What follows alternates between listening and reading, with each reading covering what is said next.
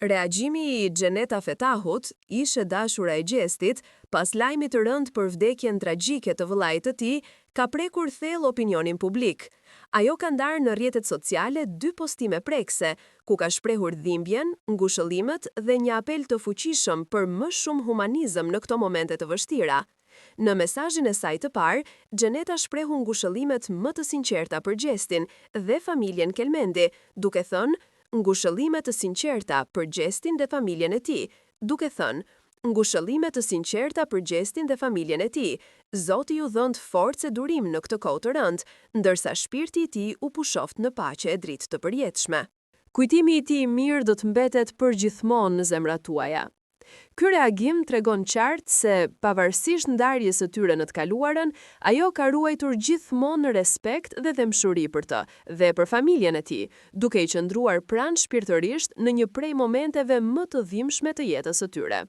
Por, përveç fjalëve të ngushëllimit, Xheneta zgjodhi të bëjë edhe një apel të fortë për publikun, pasi në rrjetet sociale nisën të qarkullonin pamje shumë të rënda nga aksidenti. Në postimin e saj të dytë, ajo shkroi: "Ju lutem, tregoni pak më shumë humanizëm dhe ndjeshmëri. Shumë e dhimbshme është për një nënë të shohë djalin e saj në ato pamje të rënda. Mos i shpërndani videot ku shihet vëllau i gjestit i shtrirë pa jetë." Këto gjëra vetëm thellojnë plagët dhe rrisin dhimbjen e familjes. Në këto momente, më shumë se kur, ata ka nevojë për lutjet dhe mbështetjen tonë, jo për hapjen e dhimbjes. Ky apel është vlerësuar nga shumë ndjekës si një thirrje e domosdoshme për të reflektuar mbi mënyrën se si trajtohen ngjarje të tilla tragjike në publik.